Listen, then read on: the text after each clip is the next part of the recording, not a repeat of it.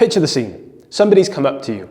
They're making threats, they're giving you a hard time, and suddenly you see them do this.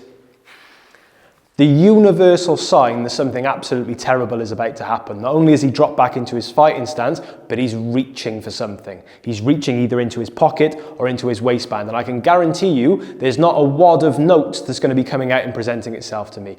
I don't want to hang around to wait and see what he's going to pull out, but I guarantee it's not going to be something very nice.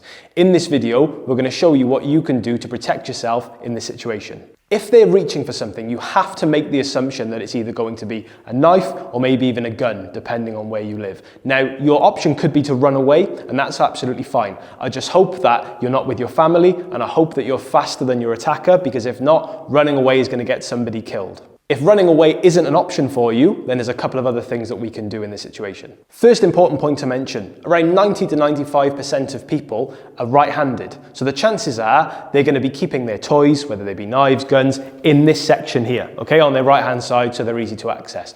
Our goal is to keep them there, right? Because they're a lot safer when they're tucked in nicely here than they are when they're out being waved around everywhere, whether that be a knife, whether it be a gun. If I see him reaching for something and I just give it crack and I hit him, all I've done is I've knocked him back maybe a meter, right? That now gives him more space to draw out the bad thing and then come back at me with it, okay? So just whacking someone might not be a very good option. So we want to keep that bad thing that he's reaching for exactly where it is. So if we are having a conversation, things are getting a bit heated and I see him reaching for something, immediately I need to try and trap that hand exactly where it is. Now I could do that by just reaching in and grabbing it, at the same time driving into him with strikes, okay? It's no good me just standing here. I need to be going straight through him. So I'm striking, maybe I'm pushing him into a wall, and I can scream, I can shout, knife, knife, knife, got the fucking knife! Try and get some attention, try and get some people to help me. But the main thing that I'm doing is I'm trapping this hand here so he can't then pull out the knife.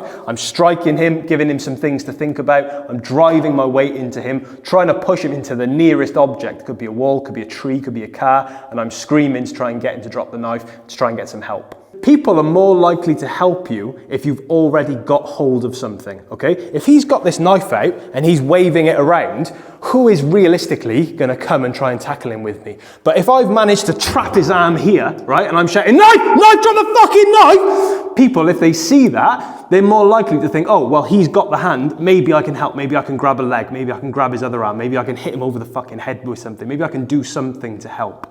Another one for you to think about, it's going to give you more control. It's better if he's not standing so side on. If he's quite square, this is going to be a really good option for you. So I want you to think, if he's reaching for something, imagine that you've got magnetic belly buttons, okay? And you're literally going to stick yourself to him, wrap yourself around him so he can't pull out the knife, while striking upwards with the palm heel here into the chin. So as soon as you see him reach for something, I'm wrapping myself around him, okay? Getting as good a squeeze as I can. Imagining my belly button is stuck to his, okay? And I've wrapped myself around the back here. I don't know if you can see. So I'm either going to be here, grabbing his kidney, grabbing his clothes, grabbing a tighter grip as possible, trapping that arm in so he can't pull out the knife, okay? This whole motion, this is all one movement, okay? This is all one thing. It's not 1, 2. It's literally, bam, here. And from here, I'm keeping my head nice and low, keeping this hand tight, and I'm literally going to drive him into the floor. Drop the fucking knife! So the last one we're going to look at is going to be a throw, but not a throw that you need to be really big and strong to be able to do. It's more about how you position yourself and how you leverage your own body weight. So again, if I see him reaching for something, I'm going straight through and I'm wrapping here. So I've done a couple of things all in one go here. What I've done is I've wrapped my arms around his wrist to make sure he can't pull the knife out, okay? If I wrap them around his bicep, for example, he can pull the knife out really easily and stab me, okay? So probably the most important thing here is I've wrapped his wrist and I've kept that nice and tight to his body and I'm squeezing him. So the best he's gonna get is some surface area scratches, okay? Now from here, it doesn't matter if I'm on his side or even better if I've worked my way to his back. From here, I'm keeping my body weight nice and low. I can very easily just lift him up and tip him over, okay? Very easily just lift him up and tip him over, very little strength required. Ideally, when I tip him over, I'm not going to do it, obviously. I want him landing on his head, okay? Him landing on his back isn't really going to hurt him. I want to tip him up and smash him straight onto his fucking head where it hurts and he's not going to be getting back up. So this is what we've covered today. It's not everything. There are loads of different options, but we've tried to cover things that are pretty simple that anyone can do. And also remember, scream, make noise, get people to help. Don't fight on your own. Scream, you know, make as much noise as you can, try and get attention. If you've got some limb control, people are more likely to come and help you. If you would do anything differently, please let us know in the comments because we'd love to hear from you. But I hear you say, what would happen if he was to grab me first and then pull the knife out? Because a lot of the things that we've just talked about, trying to wrap around him, isn't going to work because he's grabbing hold of me.